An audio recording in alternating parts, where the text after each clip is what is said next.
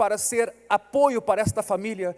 Admiro muito aqueles que lutam e militam pela família, mas o compromisso com a família, com o casamento em si, sem ser com Deus em primeiro, fragiliza o compromisso, porque somos humanos. Pecamos, falhamos. Então, nesta manhã, ao iniciar este tema, eu peço e oro para que levantemos os nossos olhos ao bom Deus e, pelos olhos da fé, enxerguemos o Criador desta instituição tão bela. Primeiro do homem e da mulher, quando Deus os abençoa e diz: sejam fecundos, multipliquem-se, Deus abençoa este projeto. E é claro que em Gênesis 3 o ser humano peca. Então nós estamos aqui nesta manhã para orar pelas famílias, pelos pais, mas nós aqui também nesta manhã estamos abertos a que Deus fale conosco a respeito de sua palavra e plano para a família. E especialmente, nossa preocupação se dá com o futuro dos nossos filhos. Carolina. Bom dia, queridos. Ouvindo o Christian, eu olho para cada um aqui nessa manhã e eu me dou conta de que nós estamos aqui porque Deus nos ama e também porque Ele ama a família. Muitos de nós estão aqui porque as suas famílias amaram e temeram esse Deus, e isso foi refúgio para nós. E numa manhã de jejum como essa, em que nós estamos aqui para orar pelas famílias, reconhecendo que é o Senhor que vai guardar, que vai nos dar toda a instrução, eu meditava sobre algumas coisas que podia compartilhar com vocês e que servem também para a nossa família em Casa de Amparo, sobre esse Deus que ama as famílias e que se importa com as gerações. Nós podemos ler vários textos na Bíblia que indicam que Deus se importa com as gerações, que Ele quer que a sua palavra, que os seus feitos, que os seus milagres, que quem Ele é, sejam passados aos filhos, contados, não seja encoberto às futuras gerações. Deus quer se fazer conhecido no meio do seu povo e no meio da família. E a gente percebeu como Israel sofreu quando deixou de fazer isso, quando deixou de contar, e as futuras gerações não conheceram quem era o Senhor, o que Ele tinha feito e por que eles estavam onde estavam. Nós fomos salvos por esse Deus maravilhoso. Também vamos contar isso às futuras gerações. E a primeira célula responsável por contar às crianças e às futuras gerações sobre quem é Deus é a família. Deus incumbiu a família esse trabalho tão bonito que é falar dele, falar quem ele é e falar dos seus feitos.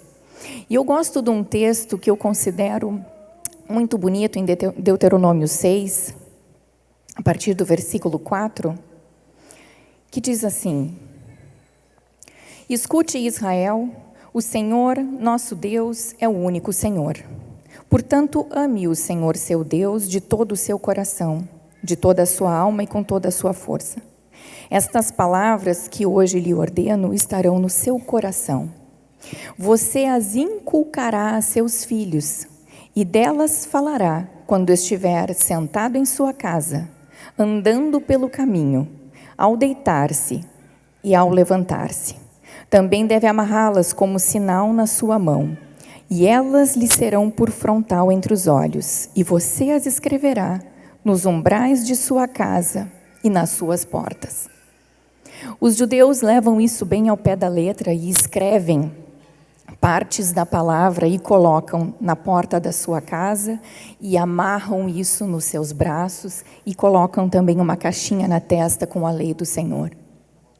Mas quando eu leio um texto como esse, eu vejo que Deus está me dizendo que amá-lo e viver essa vida na nossa rotina de maneira simples ensina aos nossos filhos e à nossa casa sobre quem é o nosso Deus. Inculca, quer dizer, imprime, coloca lá dentro no coração da nossa família quem é o Senhor, o que Ele fez por nós e o que Ele quer fazer pelos nossos filhos também. Deus não é algo que quer ser vivido apenas quando estamos juntos aqui na igreja. Ele é a nossa vida, Ele veio para nos dar uma nova vida, uma nova maneira de pensar e de viver. E essa nova maneira de pensar e de viver deve nos acompanhar na nossa rotina, nos nossos afazeres mais simples e mais básicos. Essas coisas são o que compõe a formação de uma criança desde o início da sua vida. Falar ao estar sentado em sua casa, sentado na sala, sentado no momento das refeições. O que Deus nos diz é que a gente faz essas coisas simples, vive a vida que Ele nos dá, conversa sobre a sua palavra dentro da nossa casa. E aquilo que compete a Ele fazer é parte dele e Ele faz. Nós percebemos hoje uma briga muito grande no mundo e na sociedade aí fora pelo direito a dizer algumas coisas para as nossas crianças. Educar as nossas crianças, ensiná-las sobre a vida, sobre como devem se portar, pensar, sexualidade.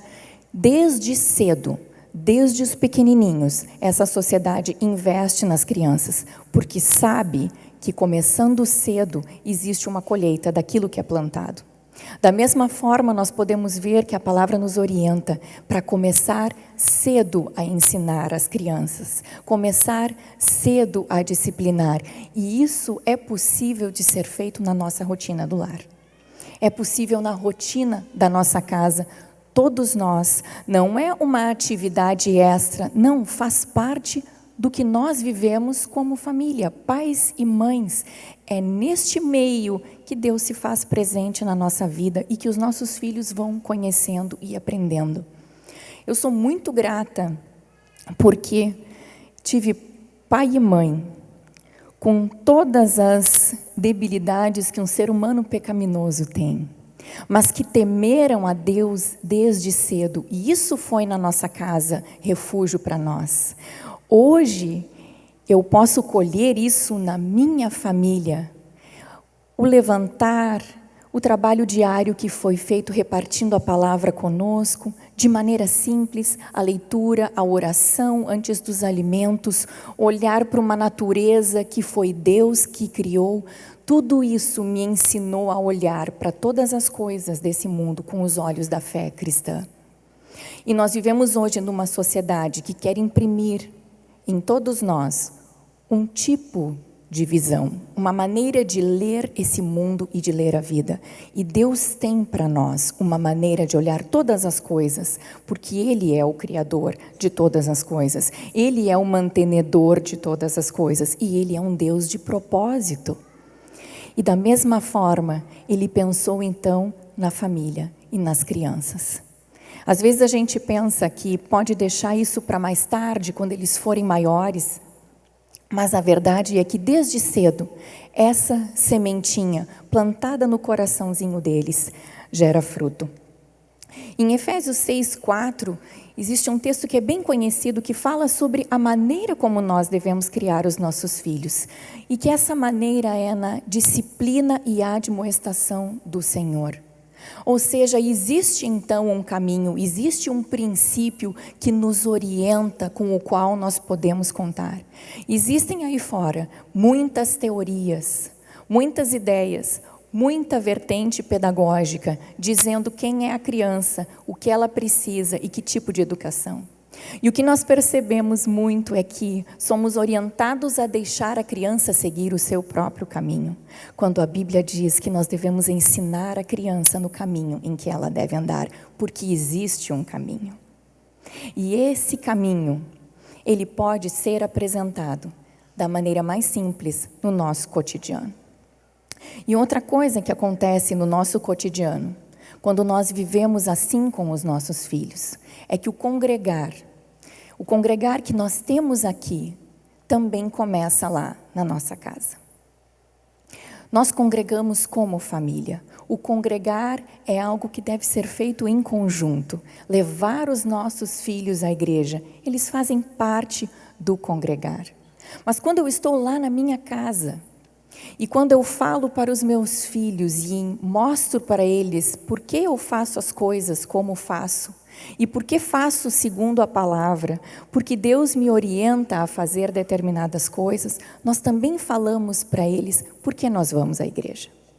É muito importante que antes de virmos para um lugar como esse, a gente converse com os nossos filhos e fale para eles por que nós vamos e o que nós vamos fazer no congregar como família. O simples fato de um pai e uma mãe trazerem consigo uma Bíblia ensina aos nossos filhos a importância dessa palavra. E quando eles trazem a Bíblia deles, muito mais, mesmo que seja uma Bíblia ilustrada, eles vão aprendendo que existe uma palavra de um Deus que ama eles, de um Deus que criou eles com um propósito. Existe uma palavra para eles também. E todas essas coisas simples do nosso dia a dia, vividas através de uma vida de fé, que é o que Deus quer nos dar, fazem a diferença na nossa família. Eu costumo dizer que os nossos filhos não são nossos acompanhantes no congregar, eles são participantes do congregar. Não importa a idade que ele tenha, nós somos corpo de Cristo. E como corpo existem vários membros, cada um com as suas particularidades. E as crianças são membros pequenos e novos que fazem parte do corpo também. Quando nós trazemos os nossos filhos ao congregar, não é a mesma coisa do que eles nos acompanharem em outros momentos, quando estamos cortando o cabelo, quando estamos num consultório médico, quando estamos em algum outro lugar em que eles estão apenas sentados, nos acompanhando ou esperando por nós. Quando nós trazemos os nossos filhos para o congregar, eles são participantes do que é feito aqui dentro e são tão objetos do amor de Deus como nós. Por isso o momento de cantar, de estar aqui dentro, é tão importante ser mostrado e incentivado para os nossos filhos. Muitas vezes eles acompanham os pais e ficam à parte na reunião. Sentados, não entendem, não participam desse momento, não se sentem pertencentes a essa família da fé. A nossa escola bíblica infantil, ela tem esse nome porque ela considera a importância de ensinar as crianças desde cedo. Mas ela é uma parceria com a família. A família, no seu viver diário, fica muito mais tempo. E aquilo que uma família imprime numa criança é muito forte, desde a sua primeira infância. A gente pode perceber até o jeito de se vestir e o jeito de caminhar. Às vezes, nós olhamos um filho e conseguimos identificar a qual família pertence.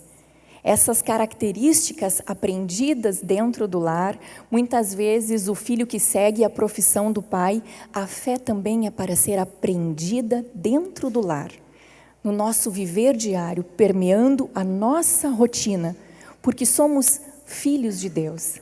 E a fé, a vida cristã, deve nos acompanhar em cada momento. Para todo o nosso viver, Deus tem algo a nos dar, algo a nos ensinar, e por isso nós dizemos que é uma vida cristã. Não é apenas um pensamento, ou uma filosofia, ou algo que pensamos com relação a algum tema específico, mas é uma vida, algo que nos acompanha aonde estamos, independente do que estamos fazendo. E o congregar é algo que faz uma parceria conosco no trabalho de educação dos nossos filhos. Deus dá à família a incumbência de contar as gerações, mas também dá à igreja essa tarefa de falar de quem Ele é às futuras gerações. E isso é feito na escolinha bíblica infantil. Eu incentivo os pais que têm os seus filhos assistindo às aulas a perguntarem o que eles têm aprendido, a conversarem com eles sobre o que eles aprendem lá dentro, porque com certeza eles aprendem bastante coisa, eles escutam bastante coisa, e a maneira como eles pedem oração, muitas vezes na escolinha, mostram que eles compreendem que eles têm um Deus que ama a cada um deles. Quando Jesus estava sentado uma vez e os discípulos acharam que não deveriam deixar as crianças irem até ele, que elas iriam atrapalhar aquele momento, Ele os repreendeu e disse: deixem as crianças virem até mim. Ele chamou as crianças para perto de si, ele orou por aquelas crianças, por cada uma delas ele abençoou aquelas crianças e advertiu que os adultos não fossem empecilho para que as crianças chegassem até ele. Os pais levaram as crianças até Jesus. Não acharam que elas podiam ficar em casa. Eles acharam que Jesus as receberia e Jesus as recebeu.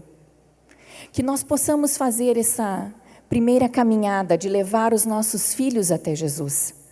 Falar de Jesus para os nossos filhos no nosso dia a dia. Trazer os nossos filhos para o congregar. Não deixe o seu filho em casa.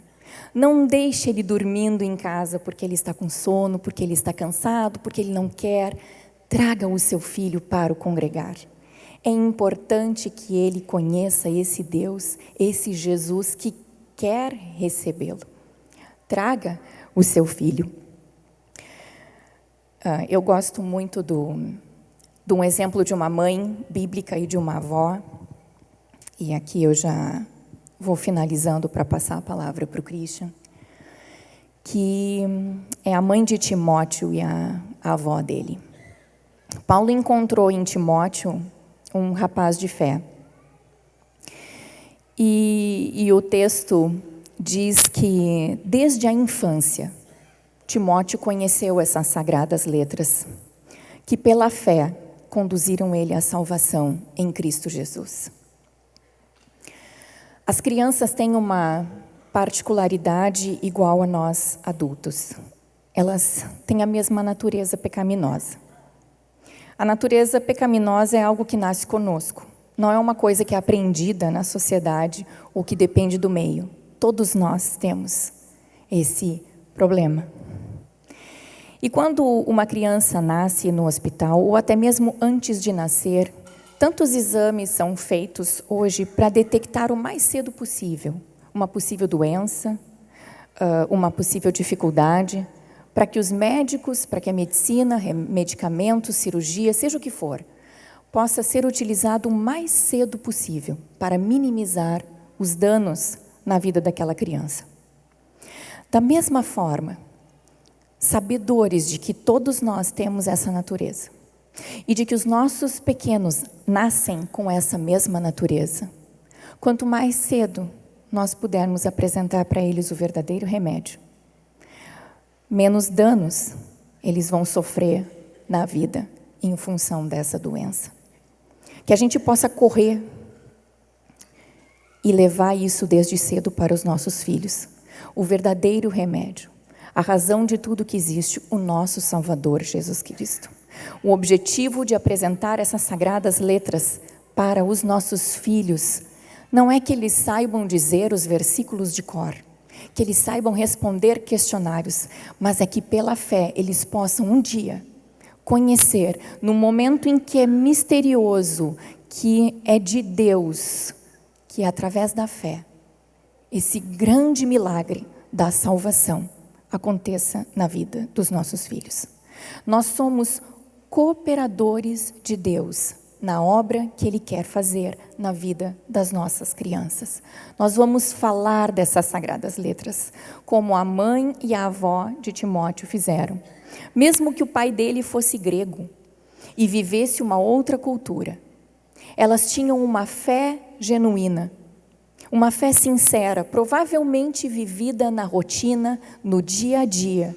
E essa fé sincera, apresentando as sagradas letras, apresentando as escrituras, a palavra que é viva e eficaz, para o seu menino desde pequeno. Chegou o tempo em que essa semente brotou e que essa semente nasceu. Um planta, outro rega, Deus é que dá o crescimento. Graças a Ele, porque contamos com Ele nesse trabalho. Graças a Ele, porque contamos com Ele na educação dos nossos filhos. Dessa forma, eu volto a dizer, traga o seu filho para o congregar. Traga o seu filho para participar das atividades na igreja, desde pequeno. Não pense que ele vai atrapalhar o culto, que ele vai atrapalhar o seu momento. Traga ele, para que ele no seu viver e na sua rotina entenda e conheça um Deus que o ama tanto quanto ama a cada um de nós.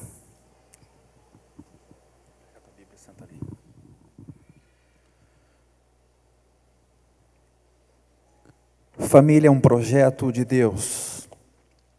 Mas, pastor, por que a família está tão fragilizada, os casamentos são tão machucados? O ser humano pecou. Eu sei que uma das maneiras de se lidar com um casamento hoje também tem sido o uso da psicologia. Nós aqui, enquanto igreja cristã, trabalhamos muitas vezes em paralelo com aquilo que a psicologia pode auxiliar. Mas na maioria das vezes, casamentos não dão certo e os argumentos são incompatibilidade de gênero. Ele não atende às minhas necessidades. Ela só pensa em si. E se formos examinar este assunto do ponto de vista do que Deus diz que o homem pecou, rompeu sua relação com Deus e afetou sua relação com o outro. E sem que a gente faça esse mapeamento adequado da raiz de todos os males, e por que não dizer do nosso coração, que é a sede do pecado e de pecaminosidade, sem nós deixarmos a luz de Deus brilhar sobre essa faceta de nossa vida, nossas medicações serão paliativas. Por isso comecei afirmando que a qualidade do nosso casamento, de nossa família, vai depender do que acreditamos sobre Deus e do que acreditamos sobre nós enquanto carentes da sua graça. Na maioria das vezes, inseridos num ambiente social, a gente toca a família como dá. São tantas as atividades, necessidades que a gente tem. Nunca ninguém nos deu manual sobre ser pai e marido, ou mãe e esposa. A gente simplesmente segue caminhando. Mas se esquece que o problema não está no casamento, o problema está nos seus integrantes. É muito comum a gente receber uma família e essa família pedir: Senhor, pastor, ore pelo nosso casamento. Aí você vai aos indivíduos do casamento e pergunta: mas você como é que está, esposo? Eu estou bem. Aí você pergunta para a esposa: e você, querida, como é que você está? Não, comigo está tudo bem. Bom, parece que o casamento é uma instituição fora de nós, que tem problema em si e não porque os seus integrantes trazem para ele os seus problemas e os seus desafios. O pecado afetou drasticamente nossa relação com Deus, nos tornamos inimigos dele, fugimos de sua presença, não conseguimos temê-lo, ao contrário, temos medo, não conseguimos honrá-lo, porque a ideia que temos é que ele corta o nosso barato, então a gente foge dele, e fugindo dele, tentamos tatear na área do casamento e da família. Só que nós geramos filhos, que eventualmente, por uma falta de temor nossa, pai e mãe, serão afetados por essa irresponsabilidade quanto à educação e quanto à ação de Deus no nosso lar. O pecado afetou drasticamente a nossa relação de uns com os outros, e é por isso que no casamento isso vai aparecer mais facilmente. E o casamento, por isso, pode ser o ambiente perfeito para a conversão. Porque ao expor nossas fragilidades, humanidades, imperfeições e fraquezas, e ao mesmo tempo, ao contemplarmos para Cristo, podemos encontrar resposta. O casamento é um testemunho do que Cristo fez pela sua igreja. Não é à toa que Paulo em Efésios 5 tenha dito: grande é o mistério da unidade entre homem e mulher, mas eu me refiro a Cristo e a sua igreja. E a Bíblia diz que Cristo é o Salvador da igreja, é o Redentor. Nós podemos aproveitar a nossa família para a conversão dos seus integrantes. No livro de 1 Timóteo, capítulo 1, versículo 15, temos uma declaração do apóstolo Paulo, conhecidíssima de todos nós. Lá ele diz: fiel e digna é a palavra de toda aceitação, que Cristo Jesus veio ao mundo para salvar os pecadores, dos quais eu sou o principal. O apóstolo Paulo, como ninguém, sabia quem era. Só Deus sabia mais de Paulo do que o próprio Paulo. Ninguém mais. E por ter a consciência de quem Paulo era e do pecador que era, ao invés de se preocupar com os outros, Paulo olhava para si e, vendo que Deus o amava mesmo assim e o queria resgatar, o versículo 16 nos diz: por isso ele é agradecido. Porque sendo o principal pecador, nele Cristo evidenciou a sua longanimidade e ele serviu de modelo para os que fossem crer no futuro. O lar pode ser um lugar adequadíssimo para eu me render a Cristo, ao reconhecer com minha esposa e meu marido meus limites, minhas fraquezas e pecados. Este lar vai ser usado para que eu corra para Jesus, assim como Paulo se deu conta de que muita coisa ruim ele tinha por ser um pecador. Mas ele saiu pela porta adequada. Ele viu em Cristo o Redentor, viu nele longanimidade, e ele pensava: se Deus me salvou, pode salvar a muitos outros. E nele essa longanimidade foi evidenciada. E o que dizer de Mateus capítulo 15, quando Jesus orienta os seus ouvintes que não é o que vem de fora que contamina, e a preocupação era com lavar as mãos antes de comer. O que contamina vem de dentro, porque do coração do homem procedem os maus desígnios. Em Tiago capítulo 4 diz que a gente sabe da origem dos conflitos entre nós. E qual é a origem dos prazeres que militam na vossa carne? Vocês pedem e não recebem, porque pedem mal para esbanjar em vossos próprios prazeres. Vocês lutam e fazem guerras e nada conseguem obter, porque o ser humano, depois do pecado, virou uma máquina de maldades. Mesmo que nós tenhamos consciência desta máquina e tentamos reprimi-la, muitas vezes ela é mais forte do que nós. Quando nos damos conta, pensamos o que não devemos, sentimos o que não devemos, e sob um ambiente de pressão, a coisa piora ainda mais, e o lar muitas vezes é este ambiente.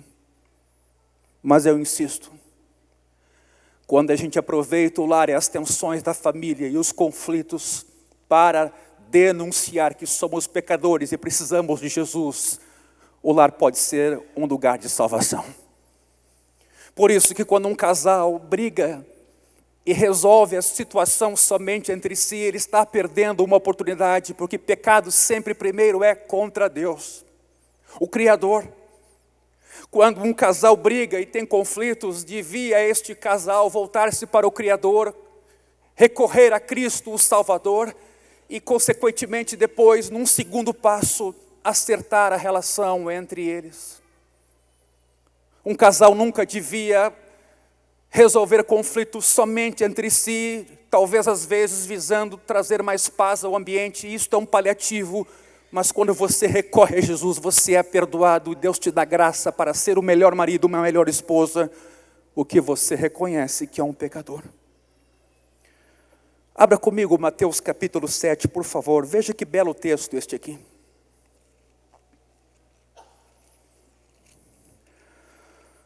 Evangelho de Mateus capítulo 7, a partir do versículo 1, infelizmente um texto tão mal usado, tão mal aplicado nos dias de hoje. Jesus diz: não julguem, para que vocês não sejam julgados, pois com o critério com que vocês julgarem, vocês serão julgados. E com a medida com que vocês tiverem medido, vocês também serão medidos. Porque vê você o cisco no olho do seu irmão, mas não repara na trave que está no seu próprio? Ou como você dirá a seu irmão: deixe que eu tire o cisco do seu olho, quando você tem uma trave no seu próprio? Hipócrita, Tire primeiro a trave do seu olho, e então você verá claramente para tirar o cisco do olho do seu irmão. Que belo texto! Jesus nos está sugerindo que antes de olharmos para eventuais problemas dos outros, existe um problema anterior e maior que somos nós mesmos. O problema do meu casamento sou eu. O Evangelho sempre vai me orientar a que primeiro faça eu um autoexame para que eu não me desculpe nos outros. Nós vivemos numa sociedade que se desculpa sempre nos outros, nunca nós somos os culpados. É o governo, é a ideologia, é o diabo, é a esposa, é o filho, é a economia. Nós vemos neste texto que essa trave chamada pecado nos impede de ver claramente o problema dos outros e a gente nem consegue ajudar. Jesus vai dizer: tira primeiro essa trave e depois você vai enxergar claramente o cisco no olho do irmão. Agora preste atenção, a trave é maior, o cisco é pequeno. Nós somos tão maus enquanto seres pecaminosos que nós tendemos a superavaliar pequenos problemas no nosso cônjuge e não vemos coisas grandes em nós. Isso é hipocrisia, desonestidade, é o que Jesus está dizendo. Julgar o outro então não é só pecado, é desonestidade, porque eu não estou fazendo a mesma avaliação sobre mim. Meus irmãos, tudo aqui converge para o Evangelho. Lembra de Paulo, o principal dos pecadores. Veja esse texto onde quem é o destinatário dele tem a trave no seu olho. E não é porque ele é maior pecador do que quem tem o cisco, mas o que Jesus faz é recomendar que o destinatário da sua fala seja o primeiro a tomar a iniciativa de reconhecer que erra, para então poder ajudar aquele que está do nosso lado. Você quer amar sua esposa? Ame Jesus. Você quer amar o seu marido? Ame Jesus. Você quer amar os seus filhos mesmo? Ame Jesus, e você vai ser o pai, a mãe, o marido e a esposa que Deus quer. Isso eu te garanto. Então, neste texto, nós vemos Jesus lidar com o nosso coração. Quantas são as vezes em que o marido se excede ou a esposa se excede? Às vezes até um ato de violência verbal ou quem sabe físico. E aí a pessoa responde: não acredito que eu fiz isso, como eu pude? E a todo momento a gente toma nota de crimes passionais acontecendo aqui e acolá, porque muitas vezes nós não nos conhecemos, menosprezamos o pecado e o que ele pode fazer. O homem sem domínio próprio é como cidade derrubada, sem muros, ele é vulnerável. Não brinque com o pecado. Pois eu quero dizer aqui nesta manhã que este tem sido o maior dos desafios do casamento, a terceirização dos problemas, o não reconhecimento de que somos humanos e pecadores. Não corremos então para Cristo. Como vamos conviver com a mesma pessoa tantos anos, sem machucar e às vezes com danos irreversíveis? Deus não quer que você seja instrumento do diabo, Deus quer que você seja instrumento do Evangelho. Que ao lidar com a sua esposa, com o seu marido e com os seus filhos, você faça como faria a Jesus. E é por isso que eu afirmo e volto a afirmar: a qualidade do nosso casamento e da nossa família depende daquilo que vemos e praticamos sobre Deus e não do nosso compromisso com ela somente. A família tem um papel especial no plano redentor de Deus. Às vezes aquilo que um cônjuge alega em termos de necessidades que não são supridas pelo outro, muitas vezes são desejos insatisfeitos. E acabamos então transferindo a felicidade que nós podíamos ter em Cristo para um outro Cristo e fazemos do cônjuge um Cristo, um ídolo. Só Jesus dá verdadeira felicidade. Deixa eu dizer para você aqui hoje, com muito amor e com muito carinho, eu sou casado com a minha esposa há 21 anos. Nascemos em lares cristãos. Tivemos esse privilégio de começar, de certa forma, segundo os princípios da palavra de Deus. Mas isso não muda o fato de que eu sou um pecador e ela também. E todas as vezes que nós projetamos um no outro aquilo que Cristo tem que fazer e aquilo que Cristo é, nós nos frustramos. Projetamos um no outro aquilo que só Jesus e acabamos nos idolatrando e nós somos seres humanos, nós frustramos. O casamento não tem um fim em si mesmo, o casamento aponta para Cristo. É o lugar onde mais você vai precisar dele, mais vai precisar de perdão, mais você vai reconhecer para o lugar, Deus tem um plano. Claro, isso quer dizer que é fácil? Não. Mas lembre-se, você é um pecador perdoado e Jesus está ao seu lado. Nós lutamos contra o pecado como pecadores perdoados e regenerados. Em Cristo somos mais do que vencedores. O problema é quando a gente idealiza o casamento e imagina que ele não vai ter os desafios de integrantes pecadores. E aí 2 semanas depois rompemos com ele, como se fosse um contrato comercial. Acabou, não tem mais amor, não me serve mais. Rompe-se a relação. Casamento não é contrato, é aliança. O que Deus uniu não o separe o homem. E às vezes nós nos sentimos intimidados em fazer algumas afirmações que a Escritura mesmo faz e o que Deus pensa a respeito do casamento, pelo mau uso que ele tem sido, do que ele tem sido vítima. Deus perdoa, Deus sabe o passado de cada um, Deus conhece os desafios de cada um. O Evangelho é remédio para qualquer situação. Mas nem por isso nós devemos nos privar de dizer o que Deus pensou a respeito do casamento, como é possível conduzi-lo e quem vai junto conosco nesta relação. O perdão está no centro do Evangelho, porque nós fomos perdoados por meio de Jesus. Nós não podemos, como o credor incompassivo, deixar de perdoar o nosso cônjuge ou a nossa esposa. Isto é hipocrisia, porque ao fazer isso nós não estamos reconhecendo que somos tão pecadores e fomos perdoados também. Tudo aqui, meus irmãos, se resume a essa identificação. Somos pecadores.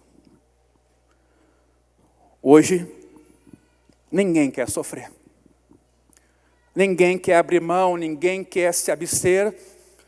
Ninguém quer sentir dor, tem remédio para tudo hoje. Ainda que os médicos muitas vezes digam, tome esse medicamento em último caso. Nós somos uma sociedade que não sabe o que é cruz, que não sabe o que é abster-se, que não quer sentir dor. Aí a gente tem um Paulo dizendo, eu sofro dores de parto até Cristo ser formado em vós. Porque essa sociedade que caminha para uma vida sem dor, sem cruz, sem abstinência, não é uma sociedade duradoura. Precisamos enfrentar que sim, há dilemas, há lutas em nossas vidas. Mas nós temos um Redentor conosco. Seu nome é Jesus. Por isso, aquilo que você acredita e enxerga sobre casamento, e aquilo que você enxerga sobre Deus, e você mesmo definirá o quão bem-sucedido no casamento você vai ser. Sempre que alguém vai casar, ou noivos vão casar, eu pergunto, vocês estão prontos para o casamento? E a primeira resposta é, sim pastor, já vimos a janta, já vimos as flores, já vimos até o lugar da nossa lua de mel. E eu faço de novo a pergunta, vocês estão preparados para essa instituição que Deus criou? E sabem, ou pelo menos têm ideia, de no que vocês estão entrando? Aí eles param. O casamento é uma coisa séria. Porque não envolve somente a mim, envolve outras pessoas. Envolve um outro cônjuge, envolve filhos, envolverá netos. E o desejo de Deus é que as nossas famílias sejam lugares de cura, de transmissão da palavra de Deus, de transformação de um bairro, de uma cidade, de um país, através do testemunho cristão. O que a palavra de Deus diz? Que quem acha uma esposa, acha o bem. O mundo diz hoje, casar é loucura. A palavra de Deus diz que quem acha uma esposa, acha o bem e recebeu uma bênção do Senhor. O nosso pecado nos faz ver as coisas de forma tão invertida e pervertida, que nós não conseguimos ver o bem onde o bem está. A minha oração nesta manhã, e a minha oração tem sido essa nos dias de hoje: Senhor, levanta os olhos e derrama sobre mim a tua luz, para que eu veja, para que eu enxergue, enquanto ainda estou no caminho. Abençoa a minha vida, abençoa a minha casa, abençoa os meus filhos, porque antes de sermos uns dos outros, nós somos teus, Senhor. E porque somos teus, estamos na família para desempenhar um papel que o Senhor criou, de pai, ou de mãe, ou de marido, ou de esposa. Ensina-me, Senhor, a ser pai, ensina-me a ser marido, ensina-me a ser esposa e esposo. Ensina-me que sou pecador e que tu és o meu Redentor. Por isso, nesta manhã, deixo essa palavra para todos nós refletirmos, e concluo indo a Efésios capítulo 5, ali no versículo 22.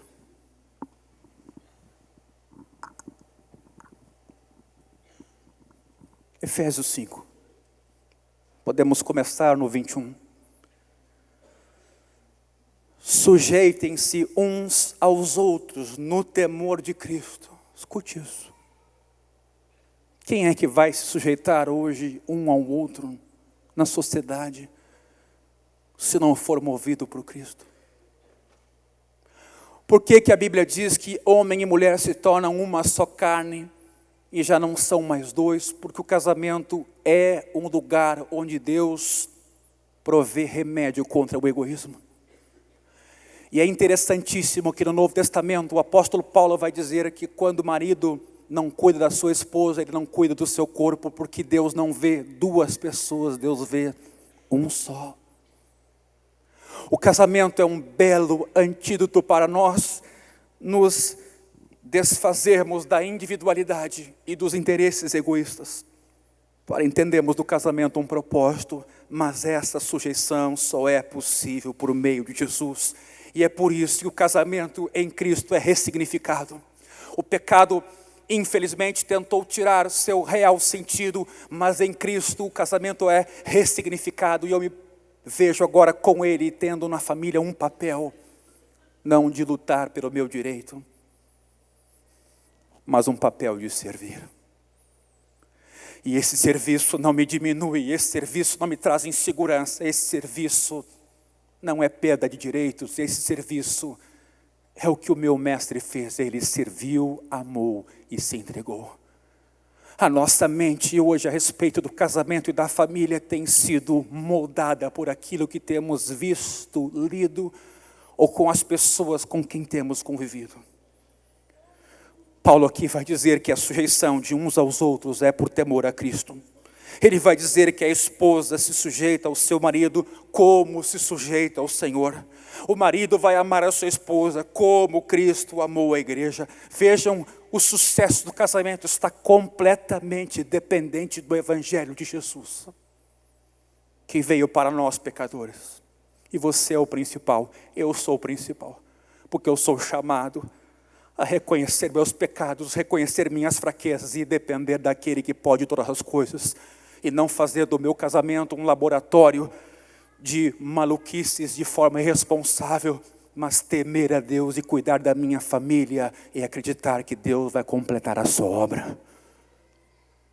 Por isso, nesta manhã, talvez você nunca ouviu isso antes, talvez você casou e não tinha ideia de que o casamento é uma instituição divina, e que o ser humano depois, tendo o pecado, comprometeu o sucesso dessa instituição. Mas você está ouvindo aqui nessa manhã e Deus nunca chega tarde.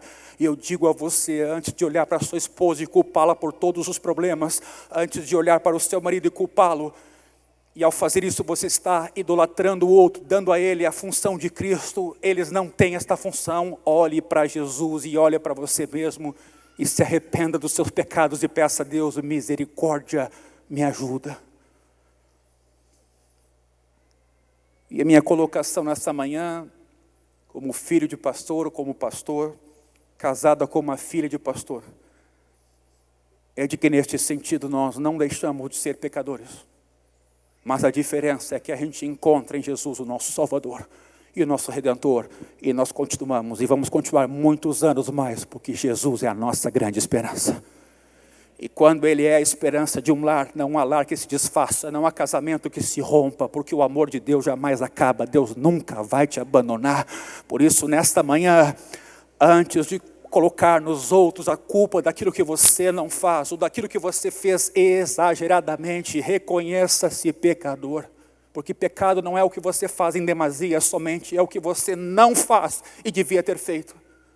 Pecado não é só a dureza extrema que você utiliza, é a omissão e a frieza quando você devia ocupar o seu papel e não ocupa. Qual é a causa disso? Pecado. Você é um pecador, eu sou um pecador. Mas a orientação bíblica é, antes de olhar para o outro, olhe para você e reconheça que você é um pecador e peça ajuda, e Jesus vai te abençoar. Por isso, nesta manhã, quem é que você ouve? O que define a tua fé? O que define o que você faz com o seu casamento? As amigas que você ouve quando vai fazer o cabelo? As vizinhas que vão te dizer, ele não te merece. Que absurdo essa condição a que tu te sujeita.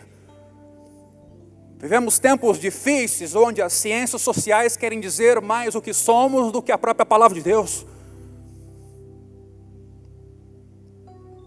Vemos um período de intenso feminismo desconfigurando a família. É certo que houve já muito machismo e ainda há, mas a solução não é pendermos para o outro extremo, a solução é pendermos para Jesus. E geralmente quem vai por esse caminho nem sempre tem compromisso com a família. Aliás, as suas famílias, às vezes, muitas vezes, estão sofrendo. Eu fico com a palavra de Deus. E naquilo que a ciência concorda com a palavra, glória a Deus por isso, mas eu fico com a palavra de Deus. Eu sempre entendi que os nossos filhos não eram nossos em primeiro lugar. Eles foram criados à imagem e semelhança de Deus, e a mim e Carolina cabia criá-los na disciplina e na domesticação do Senhor, não dos Oiácono, não dos Figueiró, é do Senhor, porque eles são do Senhor. Mas às vezes a gente cria os nossos filhos de qualquer jeito, de qualquer maneira, sem temor, sem cuidado, e eles depois ficam maduros, adolescentes, e a gente ouve o que não queria ouvir. Ou eles se vão da igreja, se perdem. Eu vou dizer o que disse no início desta mensagem. No temor do Senhor tem um homem forte amparo. Isso é refúgio para os seus filhos, para te livrar do laço da morte. A palavra de Deus é fonte de vida. Mas não tente ser casado e ser pai sem Jesus. Você não vai ser um bom pai nem uma boa mãe. Você precisa do Redentor. Porque depois que Jesus mostrar o teu pecado e te perdoar, Ele remove essa tua trave. E aí o cisco que tu vê no olho do teu cônjuge, tu vai poder se aproximar para removê-lo. E a tua trave não vai bater no teu cônjuge, porque é o que acontece. Quando a gente quer resolver o problema do outro primeiro, a trave nossa é tão grande que só se aproximar do outro já machuca. Jesus diz, remove a trave. Aí tu vai enxergar claramente e vai poder ajudar quem está perto de ti. Somos uma sociedade que precisa de Jesus. E quanto mais Jesus está em nós, mais a gente pode ajudar outras pessoas também. Então eu queria orar por ti nesta manhã. Abençoar a tua casa e o teu lar. Mas eu queria dizer, você é o grande culpado. Eu sou o grande culpado, não é minha esposa, sou eu. Mas eu sei que o meu Redentor está vivo. E na graça de Deus eu sou o que sou. E ao reconhecer que eu sou pecador, eu me torno mais humilde, mais modesto, menos impetuoso. Dobro mais meu joelho, leio mais a Bíblia, ouço mais antes de sair fazendo. Porque quando isso acontece com um pai, com um marido, ele muda, ele sabe que em Jesus está sempre a sua solução. Marido, você quer amar sua esposa mesmo? Ame Jesus. Mulher, você quer amar o seu marido mesmo? Ame Jesus. Pais, vocês querem amar os filhos mesmo? Ame Jesus. Ele é o Criador da família. Baixa a tua cabeça. Senhor, nesta manhã, reconhecemos diante de Ti, como o apóstolo Paulo ali o faz, que somente nós mesmos conhecemos nossos pecados. Somente nós conhecemos o quão mal nós somos, capazes de coisas perversas, insensíveis, egoístas. Nos livra da justiça própria, Senhor, da cegueira que nos impede de enxergar que temos sido omissos, exagerados, pecadores.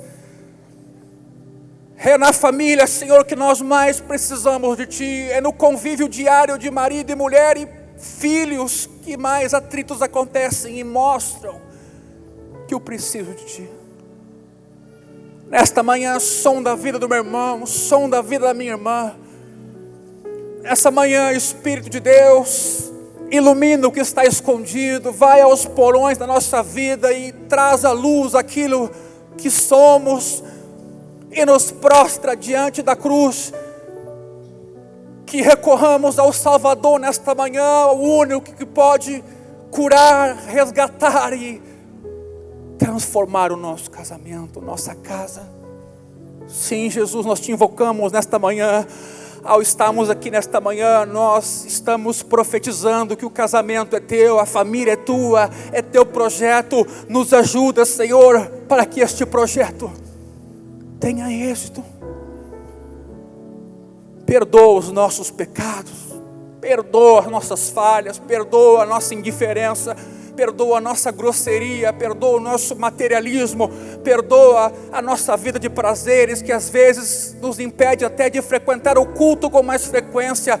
Perdoa o descaso que temos tido com a Tua palavra e com o que Tu dizes a respeito do casamento. E quantas vezes temos ouvido pessoas que não Te temem a respeito do casamento. Deus, abre os nossos olhos, derrama a Tua luz sobre nós nesta manhã.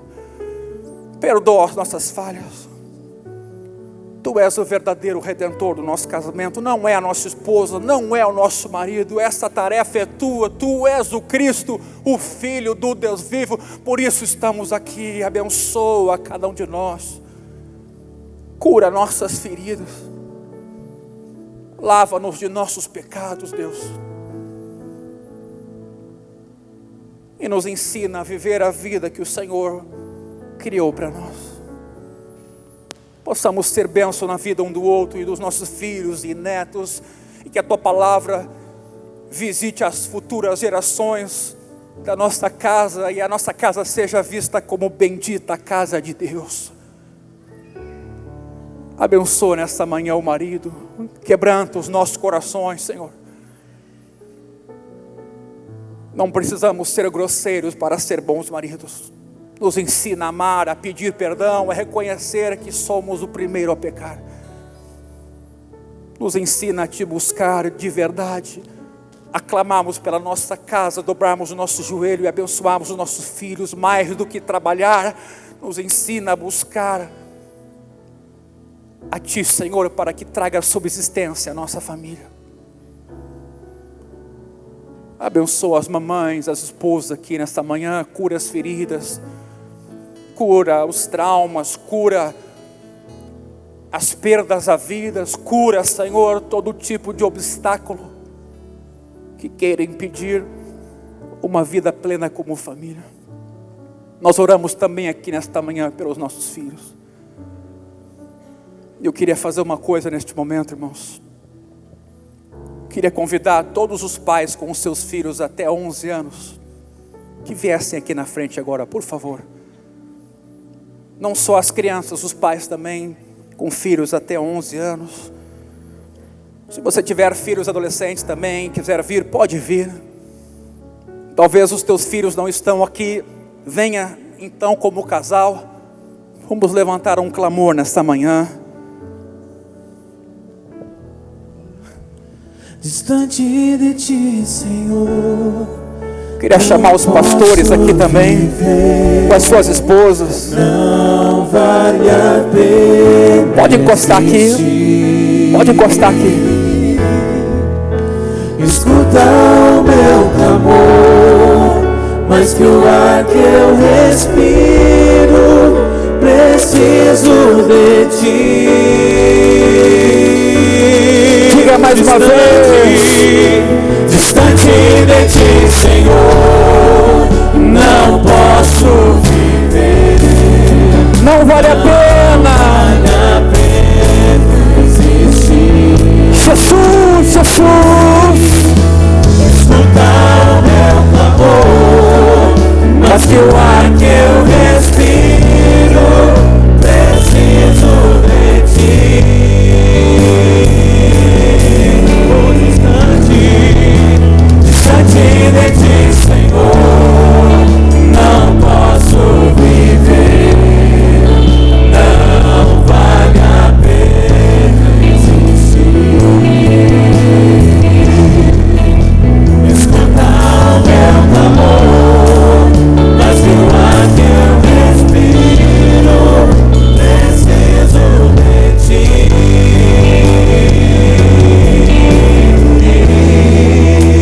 Distante de ti, Senhor. Declare. Diga isso, meu irmão. É aí que está a solução do teu casamento, da tua família.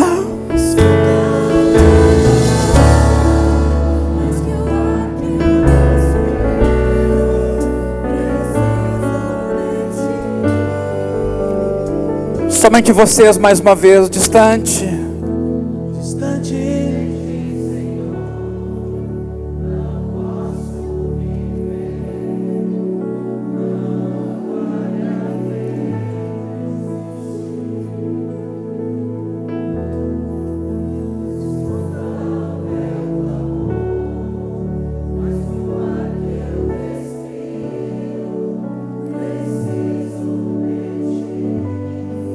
Vamos deixar as crianças se aproximarem cada vez mais.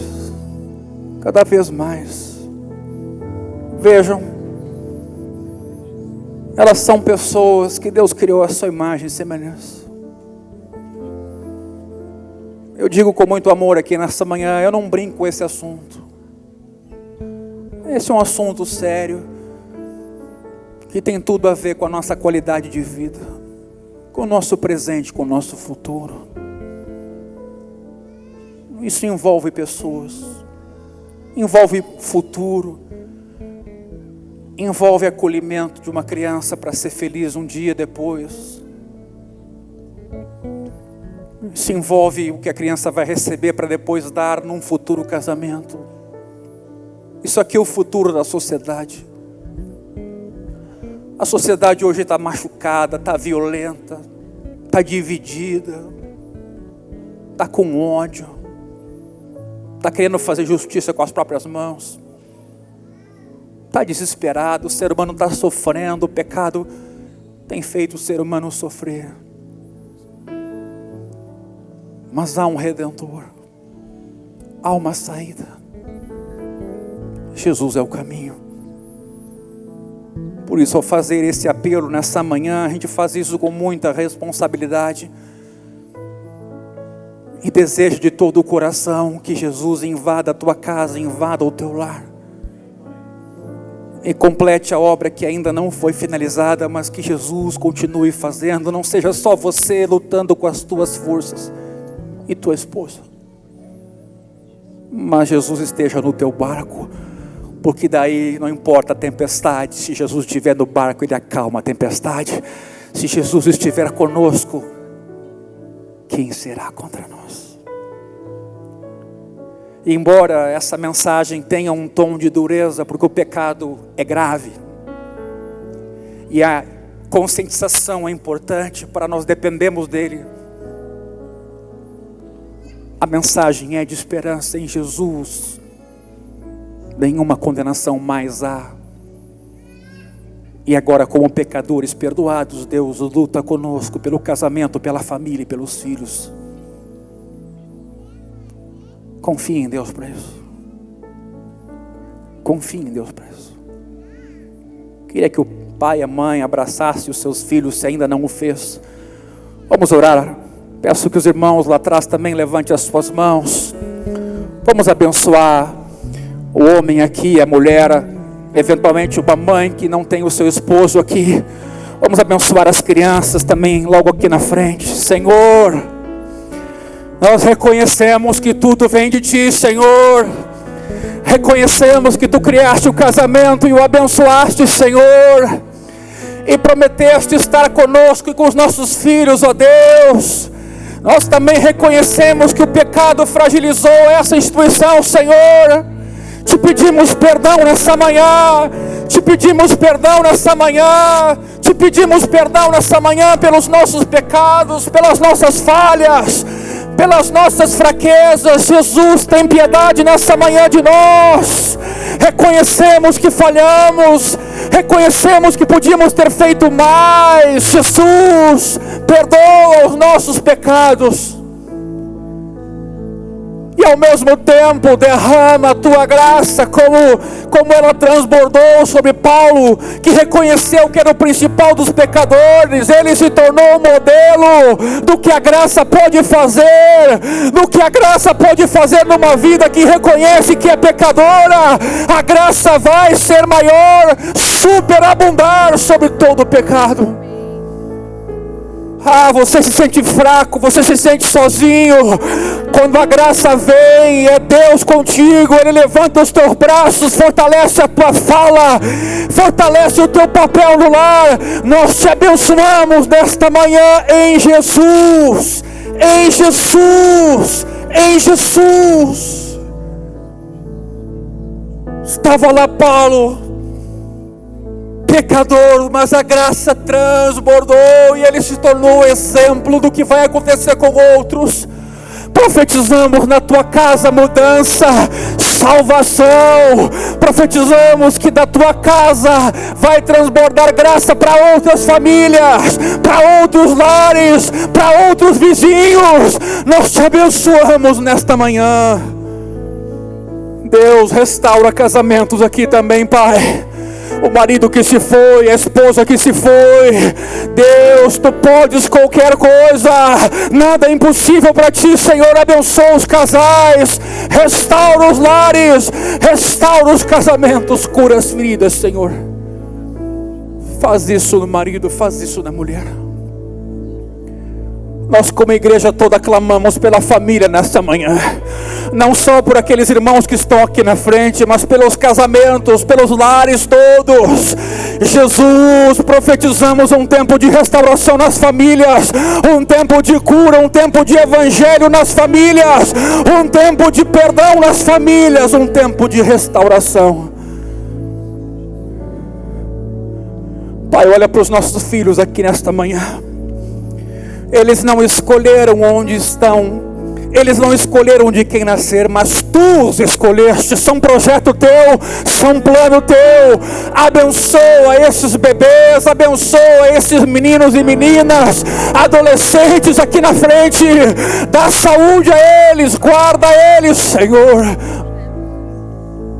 Mas acima de tudo que Te temo, acima de tudo que Te conheçam como o Senhor e Salvador, acima de tudo que possa experimentar o Evangelho, o poder de Deus para a salvação de todo aquele que crê. Abençoa cada criança aqui na frente, Pai. Cada criança aqui na frente. Abençoa os nossos filhos adolescentes. nossos filhos jovens também, Senhor, que ainda não se casaram.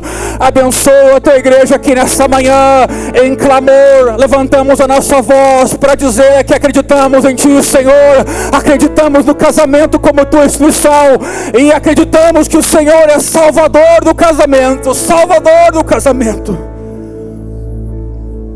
Por isso abençoa aqui nessa manhã, faz coisas novas em nosso meio, Pai, faz coisas novas nesse coração duro, cheio de justiça própria. Desmancha esses corações orgulhosos e soberbos, Senhor, e mostra quem nós somos, Jesus. Nós abençoamos esta manhã os filhos com saúde. Pedimos que Deus guarde nesse tempo de frio, de toda virose, de toda bactéria, de toda gripe. Guarda, Deus, em casa e na escola, na vizinhança. Que a Tua bênção persiga a nossa família, Senhor. Que a Tua mão esteja sobre os nossos lares. Nós Te pedimos, juntamente com essa mulher que chora pelo seu casamento, por esse marido que chora pelo seu casamento, ouve essa oração dessa esposa, desse marido que ainda não é crente. Ouve essa oração para que haja salvação nos lares, nas casas, nas famílias. Deus de perdão e misericórdia, que essa possa ser uma manhã de cura, que essa possa ser uma manhã de purificação, de renovo na fé, de novo ânimo, de nova identidade dentro do casamento. Que essa manhã possa ser manhã de recomeço para muitos casais e muitas famílias. Jesus, nós declaramos mais uma vez distante de Ti, Senhor, não posso viver, não vale a pena existir. Permaneça aqui, né? Você lá atrás, coloque a mão sobre a pessoa que está ao teu lado. Escuta o Vamos orar por todos que estão aqui, continuamos orando. Mas que o ar que eu respiro, preciso de Ti.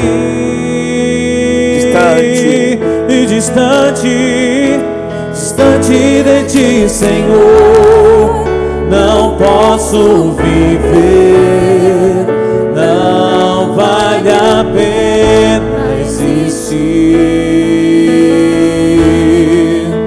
Escuta o meu clamor, mas que o ar que eu respiro, preciso de Ti.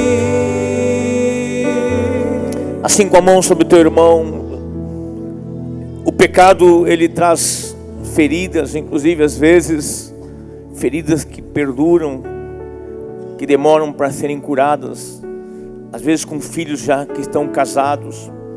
Por isso eu sinto nesta manhã também, dentro desse contexto que já foi ministrado sobre as famílias com seus filhos aqui na frente, eu sinto de orar com vocês também, meu irmão, que o pecado feriu, quem sabe, relacionamentos de pais com os filhos, feriu. Ore com o teu irmão, vamos orar por cada casa, por adolescentes, por jovens, por filhos nossos, filhos de vocês que já estão casados. Pedimos, Senhor, que venha o Teu sangue, Senhor, que venha o Teu perdão.